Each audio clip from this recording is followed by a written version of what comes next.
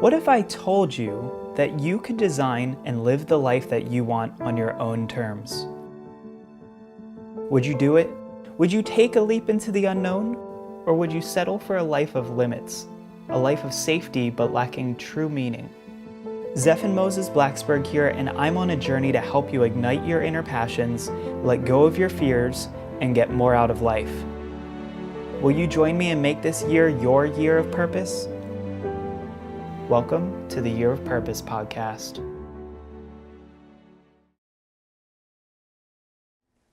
What's up, everybody? Zeph and Blacksburg here from the Year of Purpose podcast. And if you don't know me by now, you probably want to go back and watch the previous 20-some episodes because we talked to some really cool people. So welcome back if you've heard our podcast before, and welcome if you are a new person. I want to introduce you to someone today that I actually was fortunate enough to meet through going out to a conference in Las Vegas about a week or two ago. And through a mutual friend, we met and connected. Really cool guy. His name is Shaan Dasani, and he's located in Los Angeles. And basically, he's an actor, a producer, and a host. He began his career in entertainment working behind the scenes, spending the last 10 years working in film production, creating short films, commercials, music videos, web series, and videos for mobile apps. He's also a member of the Directors Guild of America, and Shaan has created award-winning content with his production company, Karma Theory Films, focusing on character and emotion to tell stories that engage. Now, several years ago, Shaan's life took a major turn as he embarked on a game-changing transformation, transitioning gender. The process led to some major soul-searching, spiritual questioning, and honest conversations with loved ones.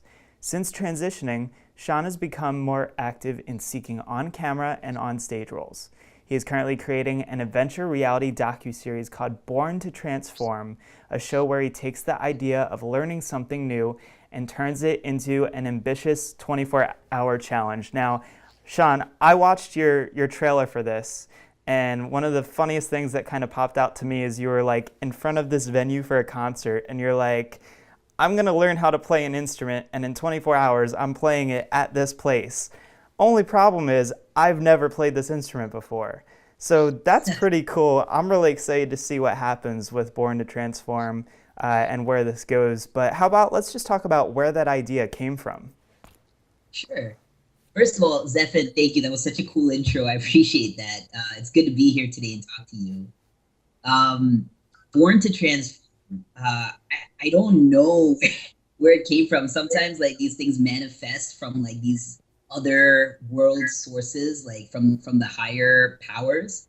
But so last year, like you were saying, I started pursuing more on-camera opportunities. And I was taking this hosting class with a woman named Marky Costello. She's based here in LA. She's really good, and she's really good at helping you figure out what your brand is going to be. And I told her, I said, look, I don't know how to find my brand, so to speak, because so much of who I am is intertwined with this personal transformation that I was actually going through right then. I was kind of in the thick of things. And, we talked about it, and she kept encouraging me, think about what you want to do, because I knew I didn't want to do red carpet interviews, or entertainment news. It just wasn't my thing. I might watch it, but it's not what I wanted to be known for. And I started thinking about transformation and transitioning, and how much of my life I didn't think was possible because I didn't feel like I identified with my body, and things I had always held myself back from. And I thought, well, look, it's not just you. A lot of people do this. I thought about people that I knew, and why we sometimes live a life that we think we're supposed to live because that's the image we've been presented with. And we don't do these crazy adventurous things. There are people that do it, but by and large, we live in this way. You know what I mean? This regimented, you're thus and thus age, you're supposed to go to college, you're supposed to get married, you're supposed to have kids and do all this stuff. And where is there room to really explore adventurous things and have fun? And I started thinking about this, and then I made a list of all the things I didn't know how to do. And I looked at it and I thought, that's a really long list. And we have this finite amount of time in life. And I thought, what if I learned all of these things, how to do these things? And at the same time, was thinking about this show, and I thought, well, what if I learned how to do it in 24 hours? Not in a given day, one set day, like 24 hours, but an hour a day for like, say, a month, and worked one-on-one with an expert, somebody who has already mastered that skill, and they teach me what they know. And whatever happens at that 24th hour, I perform it somewhere. And that's where the idea came from. And I started telling people about it, and people really resonated with this, the fun of it and the adventure of it. And then people started asking, well, why? Like, why did you get this idea? And I had to go into my personal transformation. So it took a little time to get comfortable talking to people about transitioning, especially when they were people I was just meeting for the first time. Yeah, But so there's this script, right, of like what we think we're supposed to live our life as. This is a really cool topic I've been getting more and more into lately and figuring out is that like everybody's under this impression of like there's this pre-written script of you go to high school, you go to college, you get your degree, you get a job, and it's like where's the part where we do what we actually want to do, right? Like there's a balance. You can't just go and say like I'm going to go spend money frivolously that I don't even have, right? But I mean that's where our religion and our upbringing has given us those right and wrong things to decide for ourselves. And it's really cool that you brought up this topic because actually just this morning I wrote a email out to our list for Year of Purpose podcast, and I talked about how being alone, like we have this idea that we should never be alone, that we should always be talking to people and always be connected with everyone. I mean, Facebook, I can send a message to a friend in Israel, in 2 seconds. And we're so interconnected, and it's like there's this script of we have to be this way. And the coolest thing was last night I actually went to a concert alone. And being alone, you really start to learn a lot about yourself and about what you want, and you start to follow that. Because for like the first 10 or 15 minutes, I kept looking at the door, trying to like hope that a friend would come in the door, waiting for them. That way I wouldn't be alone. And I actually totally missed the whole time that the person running the front door, the person who was kind of at the box office area, was an old friend of mine that I haven't seen in about 10 years. And so we're so worried about following the script of how we think things should play out that we kind of miss these little gifts that are given to us. And so that was just a really cool experience I wanted to share with you because it really kind of lines up with that idea of, is there a story for us that we're already supposed to play out? And so you're clearly going against the grain there and saying, no, I can rewrite my story exactly how I want it to be. Here's all the things I don't know how to do, so let's go and do it. Is that right? yeah, yeah. I mean, I've been going against the grain for a long time, so this was just kind of a natural. Well, what else are you gonna do? Yeah. So yeah. That's awesome. Well, so you want to learn. Do you have a set idea of like how many different skills? I mean, obviously the list could be increasing each and every single day, but are there a first like 10 or 50 or even 100 that you want to do, or maybe is there one or two that you're totally scared to even learn how to do? There's probably a lot that well, I was thinking about this. What would be the first thing? Because we shot it's called the Sizzle trailer. We shot that about a month ago, and just came up with a bunch of ideas there. But I was really thinking about, well, when you start filming, what would be the first thing that you want to learn how to do? And a couple of things came to mind, so I haven't yet decided. But one is hip hop dance, because I do dance. Like I enjoy dancing and then freestyling, but I have a hard time with choreography. And the way hip hop dancers, like, I've been watching all these videos, the way that the moves are so precise and so like on point with like certain parts of the music, it's a beautiful thing to watch. And so I think there's a whole lot of confidence that comes out too when you know how to move your body in this rhythmic way. Like there's a whole like comfort that happens within your sense of self, and not to mention it's really fun. So I think that's one of the top ones on my list. And another one would be martial arts, some sort of self-defense. The reason for that is, Zephyr, when I started transitioning, and I don't even know how to like define that because I don't know when I really like started or what the starting point was. It was kind of been happening my entire life. So I always presented very masculine, and somewhere in my mind when I knew I'm going to start this process, or I was just sitting with the process of, okay, you are transgender. What are you going to do about it? I felt this sense of anxiety in how I was carrying myself. Because I would go, like, say, to a restaurant or the grocery store, and in my head, I knew I wanted to be referred to as sir, and the person would always say, "Okay, ma'am, would you like, paper or plastic?" And it felt so uncomfortable to me.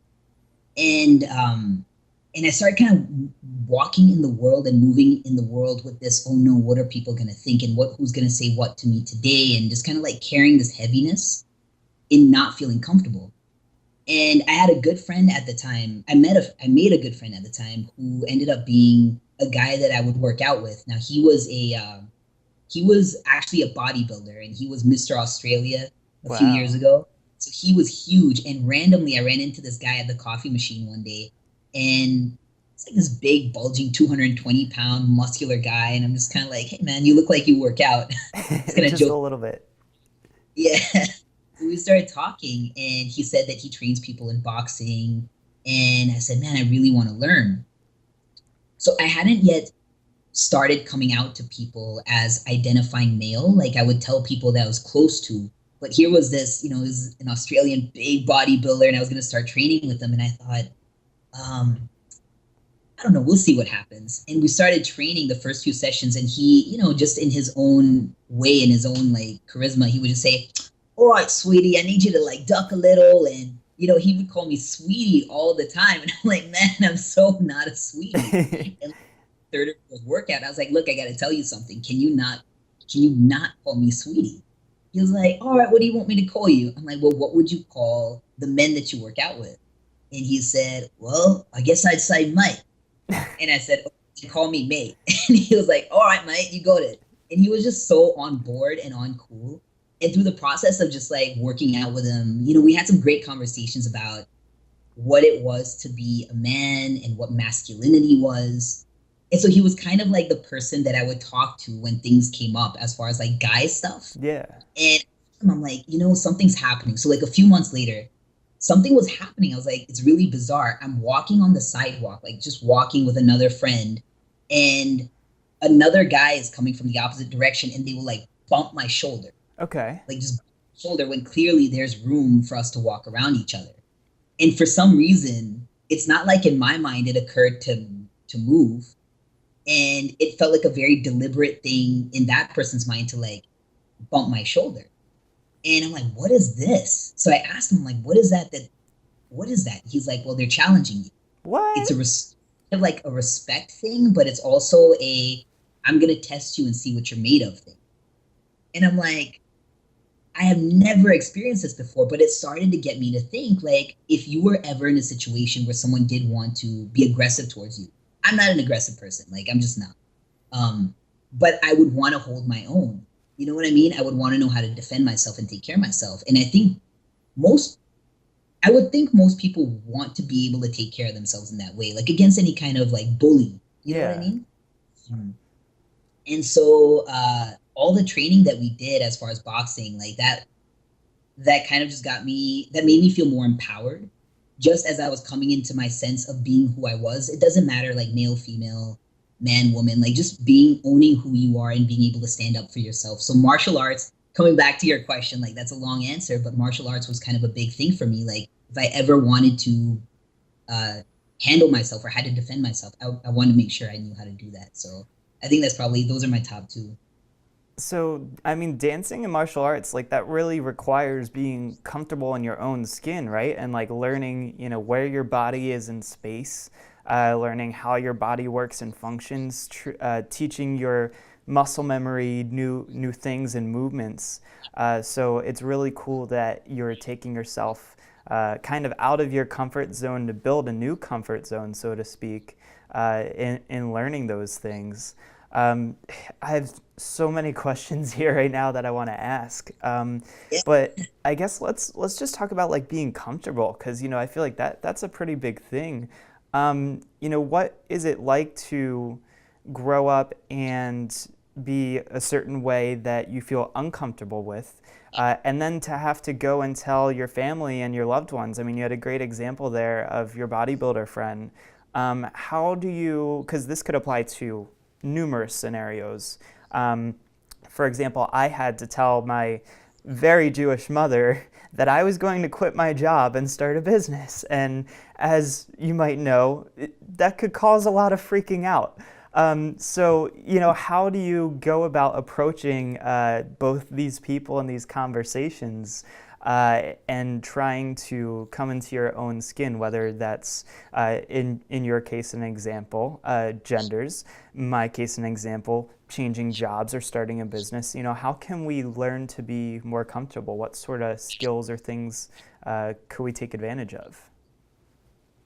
man, that's a great question. Um, Learning how to be comfortable. I don't know.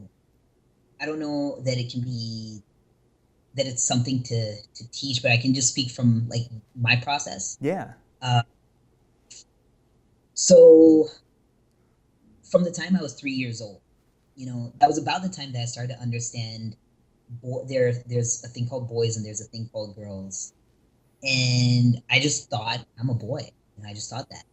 I don't know if I ever verbalized it. I'm not sure if I ever said it out loud. It was just kind of like, oh yeah, I know. There was nothing to really say or establish. And then as I got a little older, I thought, okay, so puberty, right?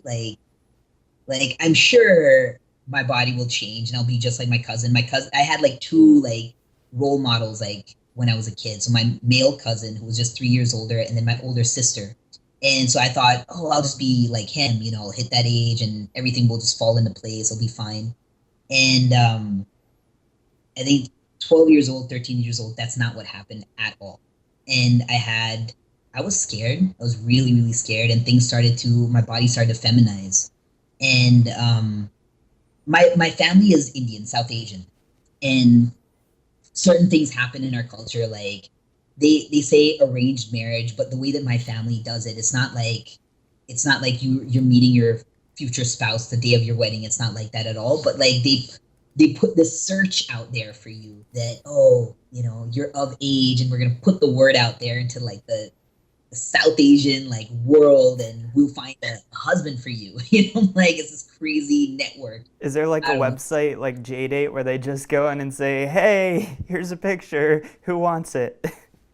kind of, except there's no internet involved. Right. They just all like based on like where you're from in India, where that state is. Like my family is Sindhi. It's like our particular like state, so to speak.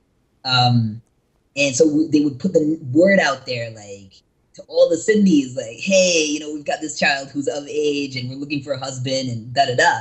And so I was like, oh my God, they're gonna do that for me, like when I get to this age. And I would like, I felt like you have to now fit into that box. Like you've been a tomboy, that all was fine when you were 10. You're 13, 14, and things are not working in your favor. So you better try to like be a girl and be a straight girl. And I would do these things where, with my older sister, I would say, okay, how do you like, I would ask her questions like, you like boys, like you find boys attractive, like how, like what is it that you like? I would analyze because I didn't see it, I didn't understand it. I was attracted to women, girls. Um, and she would encourage me to curl my hair and do like wear skirts and all that stuff. And I was just like, yeah, how does this feel? Like, do you do this because you feel like you have to do it, or do you do this because you really like wearing makeup?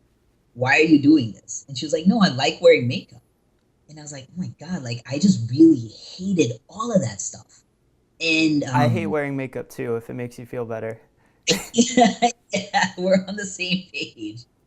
But like every night, like I would go through this process of like just analyzing and trying to figure it out, like why I didn't fit. And every night for like 3 or 4 years, between like ages 13 to 16, 17, I would pray and I would say to God, like, I know that you can make miracles happen. So I don't know how you're going to do it. But when I wake up in the morning, I want you to turn me into a boy, because all of this stuff I'm doing, it just doesn't feel right, you know? And I'd wake up in the morning and just like hope, and it didn't happen. And eventually I kind of gave up and I thought, okay, that's not going to happen. So you have to, there's no choice. You have to really figure this out. So I told my parents, like, okay, look, this is how I'm feeling. And my mom would say, it's okay. You know, I was a tomboy too. It's fine. It's a phase. You'll grow out of it. And I think she would say stuff like that to make herself feel better and to give me a sense of comfort. And and I didn't know how to talk to my dad about it. He worked a lot. He supported our family, and we have a big extended family. And he was an entrepreneur, and he was around every week. He would be out of town for about 2 days of the week. So to open up in this way, like I didn't yet feel comfortable to share all this with me, because I was with my mom most of the time. Like she was the parent who was always there. So I told her, and she would relay it to him. And so he talked to me one day, and he said, um, I have a good friend in the community who is a therapist. Would you like to talk to him? And I said, yeah, I do. I want to talk to him. So I was 18 and I saw this therapist, and it was a small town in North Carolina, and I didn't know what to expect. And the first day, I was in tears and I was crying, and I said, I want you to help me be more like my sister.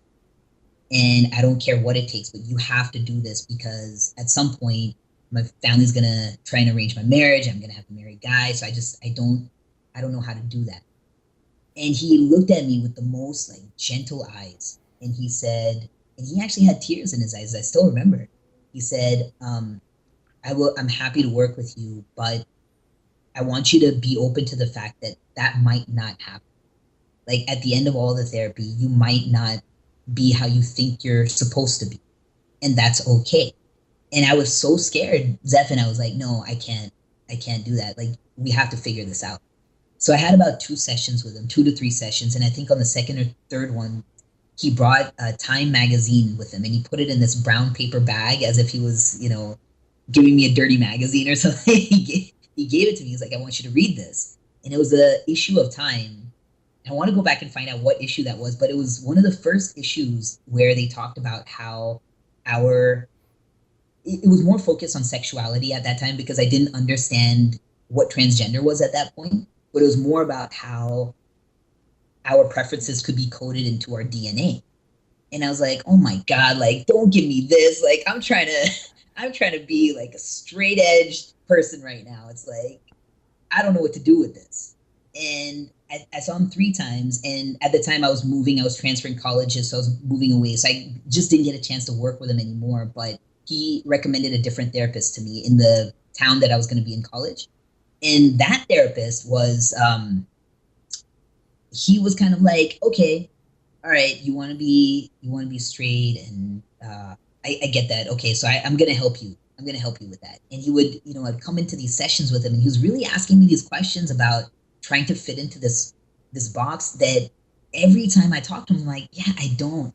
Even though I knew that's why I came there, but I'm like, I can't, man. Like, it's just not. It doesn't feel natural to me. Yeah. And and that whole going through that whole process was like this feeling of getting comfortable.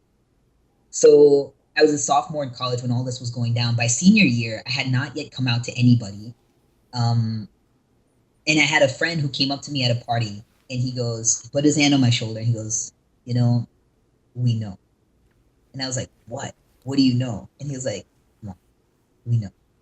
And he was like, all of your friends know, and it's okay, and we all love you. Wow. And like, what? Like, how do you know? Like, why didn't you tell me you knew? It's just like going through this whole process.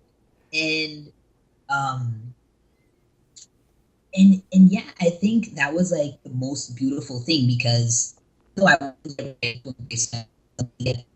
just started getting these hints of I'm around people that are supportive, wonderful people.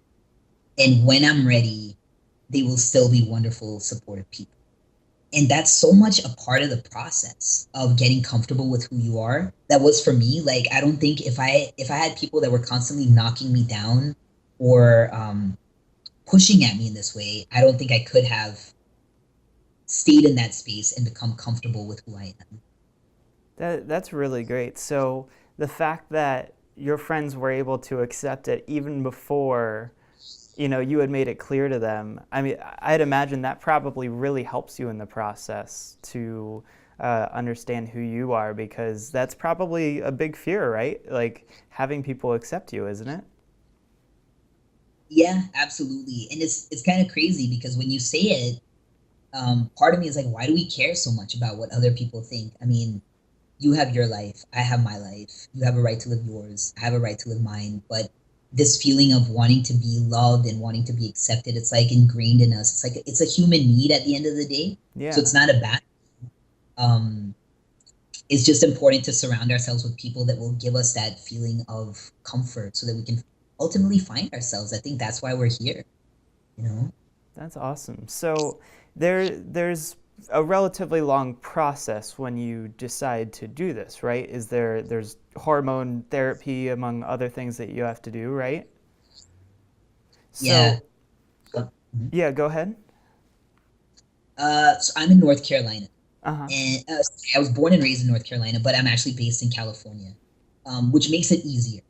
Um, the first thing for me was understanding like just what it was to be transgender and whether or not I was going to actually go through a physical transition, because not everybody who identifies as transgender or gender nonconforming goes through a physical transition. Mm. It's aside from other things, it's not cheap. So sometimes access is an issue, and sometimes it's enough to say, "Hey, this is how I feel. I identify as this gender. Please use this pronoun for me," um, and that should be enough for someone to be able to affirm who they are in the world. Just accept it. Um, and sometimes our communities do, and sometimes our communities don't. So for me, it was like, okay, do you want to go through a physical transition? Mm-hmm. Like, or is it enough for you to just tell your community to start referring to you as Shaan, as male, use male pronouns, um, As mate. and mate, yeah, instead of sweetie, exactly. And I just honestly, Zephin, I was thinking about, look, we have this finite amount of time, and one day we're all gonna die. It's all gonna be over, and we find out what the reason for all of this stuff happening was. And I thought, what is my body? What is my body? My body is like an outfit that I'm wearing. And it's like, would you rather wear an outfit that you feel comfortable in, or would you rather be in an outfit that you don't feel comfortable? Because inside who you are is not changing. It's not like you're smarter. It's not like you're funnier, although I am funnier. I'm kidding. But it's just a sense of like, am I wearing an outfit that I feel comfortable and safe in, and that I feel good in? And I wanted to know what that felt like, because I never knew what that felt like. And I thought, God knows how long this life is going to be. Just spend it in a way that you're going to feel comfortable. Um, so physically, the first thing that had to happen was just mentally saying, okay, I'm ready for this. Um, then there was this whole process of changing my name, because my birth name I didn't at all identify. Mm. What Um, was your birth name, by the way? I'll tell you, I usually don't answer the question, but now that I think about it, I'm like, it's online, it's everywhere. So my birth name was Sabina, and Sabina actually means princess. Interesting. When I was born, what my parents thought they were getting, and yeah, they had the shock of their lives when I told them, yeah, nope, that's not at all what's gonna I happen. was gonna say, if it translated to sweetie, that would be ironic. Yeah, that would be. I never got nicknamed princess ever by anyone, so people kind of knew somewhere along the way. But when I the reason I had to change my name at the time, so I had my thesis film. I went to film school, and I was starting to hit the festival circuit with my thesis film. And I was in the suite with my editor, and we are putting the titles on the film, and it's like the credit comes up directed by. And I thought, oh my God, what name do I put? Because legally I hadn't changed my name yet. Um, and I hadn't even told my family I want to change my name. Yeah. And but I was like, I'm not gonna tour the festival circuit with the old name because at some point I'm gonna change it. And I already knew what I wanted the new name to be.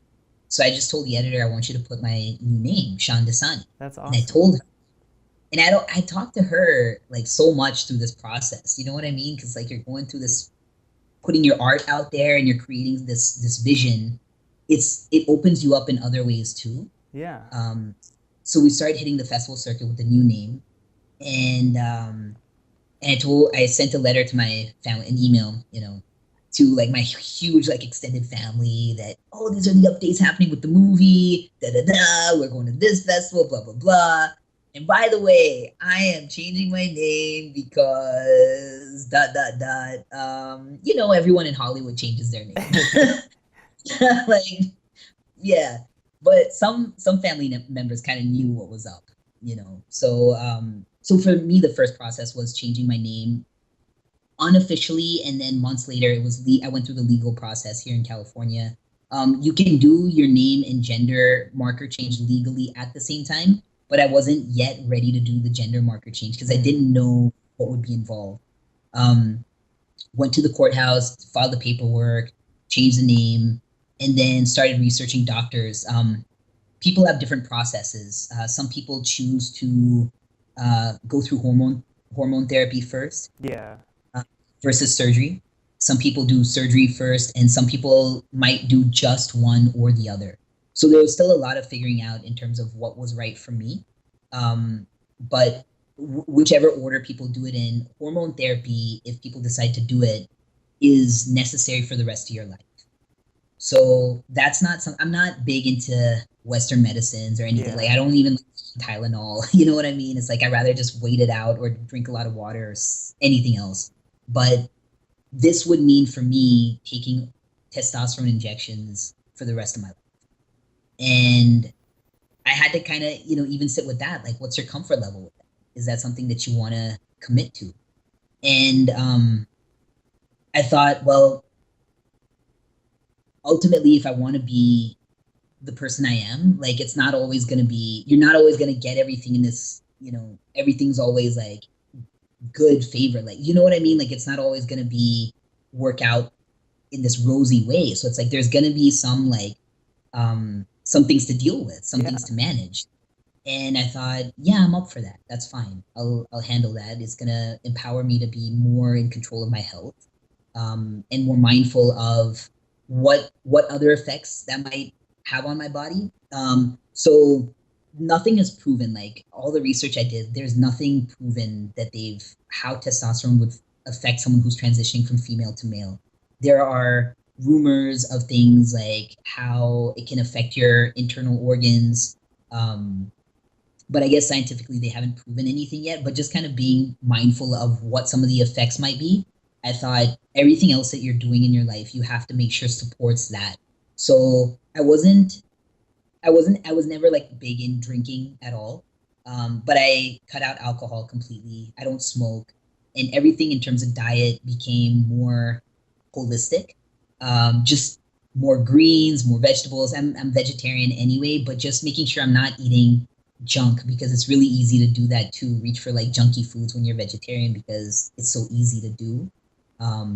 But just trying to stay on top of like drinking water and like paying attention to even other things I'm doing. Like, I don't know, it seems like really involved, but even hair gel, like chemicals in hair gel, like I don't use hair gel anymore. I'll use something more natural, like an oil or something like that, to give my hair like a little bit of shine.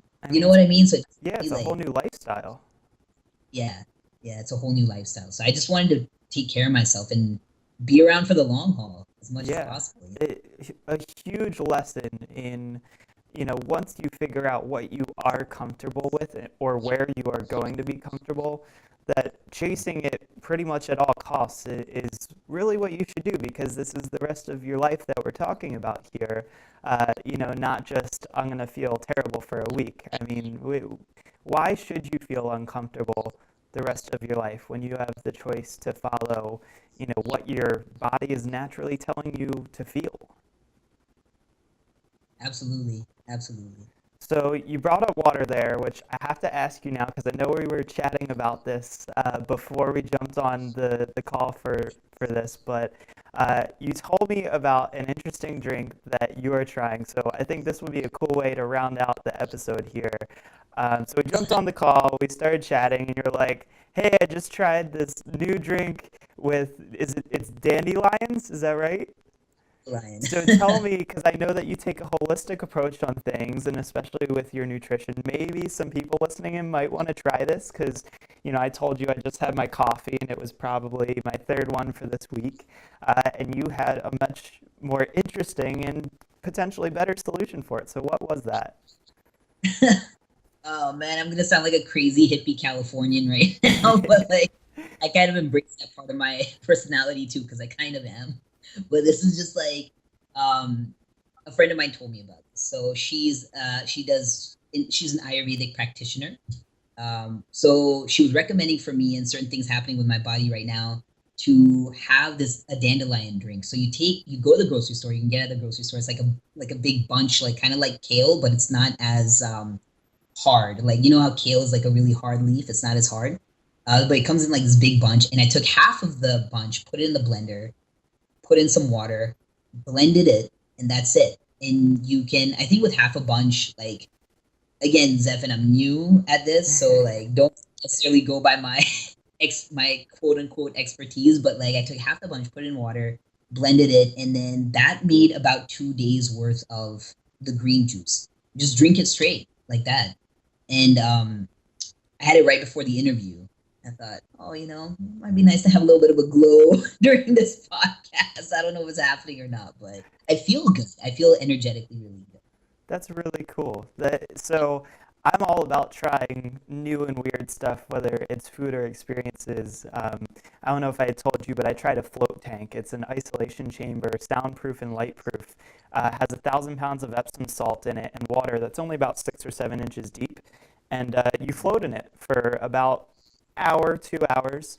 And after about 10, 15 minutes, without all the stimuli of light and sound, you actually start to hallucinate in a good way. It's kind of like daydreaming. And I actually got to approach my inner child, my like 5, 6, or 7-year-old self, and ask all these amazing questions. And this happened right before I came up with the idea for the podcast. So for everybody listening, like don't throw away these ideas because you never know what could come out of it. And unless someone's instructing you to go jump off of a cliff, in which case you should probably say no. Stuff like this, it's not hazardous. It can't hurt your health. It's something cool to try just to see what happens with it. So just a unique thing to check out, guys. Shaan, before we wrap this up, I want to have you back here because I feel like there's 18 more things we could talk about. And I want to make sure that this podcast stays a reasonable length for everybody listening in here. But, thank you everyone for listening, first of all. Shaan is doing great things with Born to Transform. I guess the ball is rolling with that. We're not totally launched yet. Is that what's happening right now? The ball is rolling.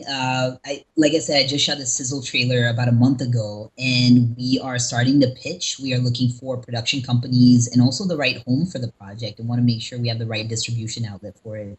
So if folks go to my website, shaandasani.com, the sizzle trailer is there. Anyone can watch it, and we've got a contact form over there. I check that personally, so whoever wants to get in touch if they're interested in jumping on board with the project or helping out, that's the stage we're in. So we would really appreciate that. Yeah, so if you guys are an expert in a certain topic or thing, and you want to maybe teach Shaan or help Shaan out, or help out just with Born to Transform, even if you want to just send him an email and say, "Hey, I really love what you're doing," or "I resonate with your message," I encourage everybody listening or watching to do that. For all of you guys listening in, just so you know, It helps us immensely if you leave a review on our iTunes and Stitcher Radio streams for this podcast. If you're on YouTube here, hit that subscribe button. You can like us on Facebook, www.facebook.com/Year of Purpose, and www.yearofpurpose.com. We actually put the show notes where we'll link to Born to Transform's trailer and how you guys can get in touch with Shaan. So thank you guys so much for watching or listening. And Shaan, thanks for spending some time with me. I definitely want to have you back again in the near future so we can continue this talk. Awesome. We'll both have some green juice sitting on the side. I'm down. Let's do it. All right. I'll talk to you soon. All right. Bye-bye. You've probably heard me talk about designing a life that you actually want to live. You might have even heard about my travels or experiences and thought to yourself, yeah, I do want to do that. Eventually, someday I'll probably do it, and my guess is that you've been thinking about doing it for a long time. So I want to tell you this: stop thinking. Your time is right now. You don't need any more time, you don't need any more info. You don't need to keep putting it off and planning for the perfect time, because the truth of the matter is this: you could be the person who sits around and thinks about living a better life, or you can be the person that decides that today is the day that you're going to actually do it, and I want that for you. Because you already have what it takes. You've got a fire inside. Even if you can't see it right now, it's lit, but you need to open yourself up to the possibilities and throw a couple logs into the flames. So join me and the Year of Purpose tribe by subscribing to our YouTube channel and iTunes podcast. And if you really like us, please leave a review. This is Zephan Moses Blacksburg, and I can't wait to see you again on the Year of Purpose podcast.